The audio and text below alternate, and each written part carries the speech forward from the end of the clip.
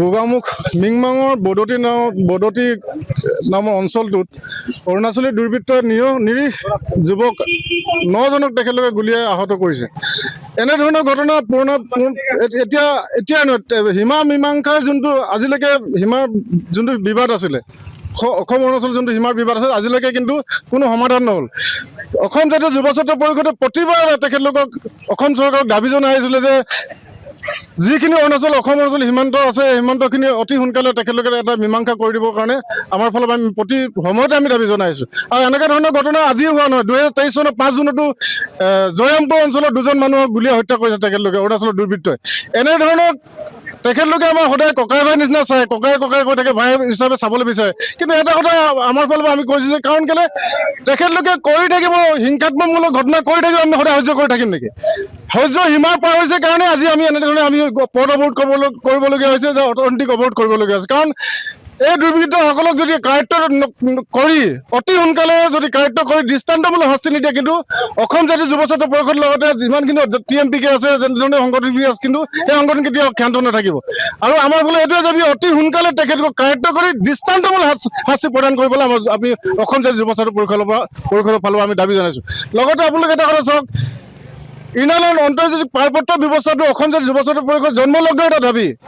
কিন্তু আজি দিনলৈকে আমি অৰুণাচললৈ যাবলৈ হ'লে আমাক এটা পাৰ্মিট ল'বলগীয়া হয়, ILP আমি তাত ল'বলগীয়া হয়। কিন্তু আমাৰ অসমত তেখেতলোকে সোমোৱাৰ ক্ষেত্ৰত কিন্তু আজিলৈকে ILP ব্যৱস্থা প্ৰৱৰ্তন আজিলৈকে চৰকাৰে নকৰিলে। কিন্তু আমি আপাততে এটা কথা ক'ব বিচাৰিছোঁ, আপোনালোকৰ জৰিয়তে আমি দাবী জনাব বিচাৰিছোঁ, অসমতো যে ইনাৰলেণ্ড পাৰ্মিটৰ অন্তৰ্জাতিক পাৰ্মিটৰ ব্যৱস্থা কৰিব অসম চৰকাৰ অতি শীঘ্ৰে আমি আমাৰ ফালৰ দাবী জনাম। অৰুণাচল প্ৰদেশ হৈছে এটা ৰাজ্য, ভাৰতবৰ্ষৰ এটা অবিচ্ছেদ্য অংগ। 371 আৰ্টিকল 371H, য'ত নেকি হিলছ এৰিয়া। 371 আৰ্টিকল মতে ভাৰত চৰকাৰে অৰুণাচল চৰকাৰক এটা জনজাতিৰ মৰ্যাদা দিয়া আছে, কিন্তু মানুহবিলাক আজিলৈও চিভিলাইজ হোৱা নাই। মই সেই কথাটো আমি বাৰম্বাৰে আগতে উত্থাপন কৰিছোঁ।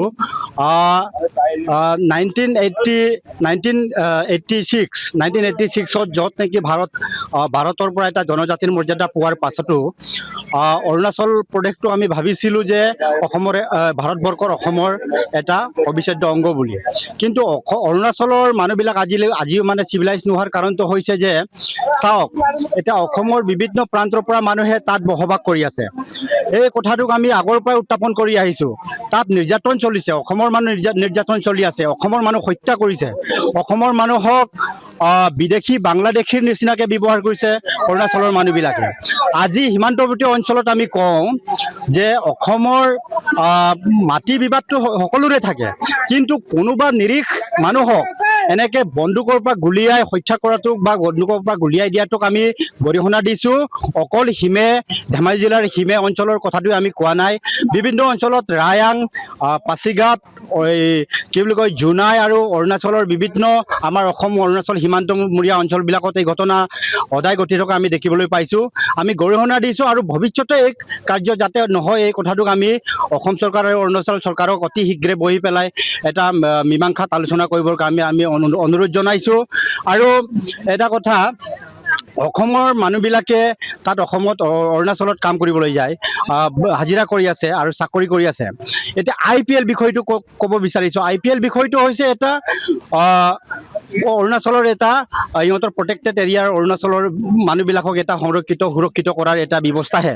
কিন্তু অৰুণাচলত সেই IPL ব্যৱস্থাটোকো ইহঁতে এতিয়া গোটেই ভাৰতবৰ্ষৰ এটা অবিচ্ছেদ্য অংগ, ৰাষ্ট্ৰৰ নিচিনাকৈ ব্যৱহাৰ কৰি ভাবি পেলাই ইহঁতে বিভিন্ন অসমৰ পৰা তাত ভ্ৰমণলৈ যোৱা মানুহবিলাকক অত্যাচাৰ কৰিছে, তাৰ পৰা খেদি পঠিয়াইছে। গতিকে আমি ভাবোঁ এই অৰুণাচলৰ মানুহবিলাকৰ মানসিকতা কেনেকুৱা মানসিকতা হ'ব পাৰে। আজিও জংগলী মানুহ, জংগলৰ মানুহৰ নিচিনাকৈ আজি মানুহবিলাকে বসবাস কৰি আছে। আজি চিভিলাইজ হোৱা নাই, মানুহবিলাকৰ চিন্তাধাৰাবোৰ উচ্চ মানদণ্ডৰ হোৱা নাই। ভাৰতবৰ্ষৰ পৃথিৱীৰ মানুহে এতিয়া চিন্তাধাৰাবিলাক আগবাঢ়ি গৈ আছে, কিন্তু অৰুণাচলৰ মানুহবিলাকৰ চিন্তাধাৰা এতিয়া নিম্নকাপৰ হৈ আছে।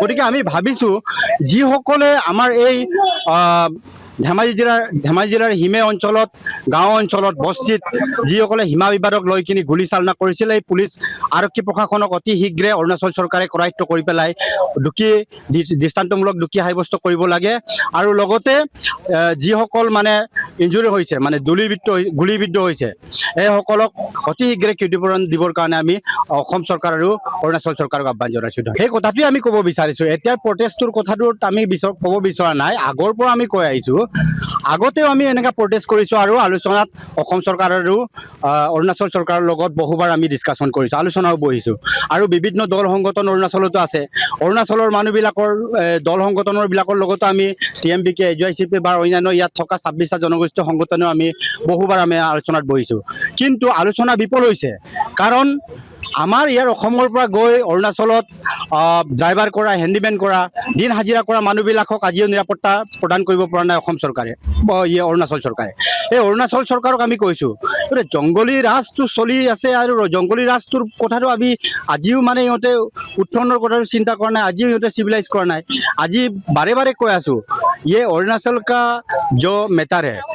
जो मैटर है ये असम में अगर ये सॉल्यूशन का बात नहीं होता है अरुणाचल में जहाँ उन लोग का खुद आदमी लोग सिविलाइज होना पड़ेगा खुद सोचना पड़ेगा कि हम लोग गलती कर रहा है बोल के क्योंकि जहाँ में भी ये सीमा विवाद का बात चल रहा है सीमा विवाद तो कोई बंदूक लेके कोई मिट्टाऊ लेके ये काटने के लिए कोई आता है क्या ऐसा नहीं होना चाहिए तो इसलिए हम लोग बोल रहे हैं कि अरुणाचल सरकार खुद नेगोशिएशन करके ये गवर्नमेंट का साथ में आलोचना কৰি পেলাই মানে সেই বিবাদটো যাতে ভৱিষ্যতে মানে বন্দুক দাও লৈ কিনে যাতে কোনো মানুহক অসমৰ মানুহক নিৰীহ মানুহক নিৰ্যাতন চলাব নোৱাৰে সেই কথাটোক আমাৰ ইয়াৰ জীৱনৰ নিৰাপত্তাটো সদায় নিশ্চিত কৰিব লাগে বুলি আমি আমাৰ ফালৰ পৰা দাবী কৰিছোঁ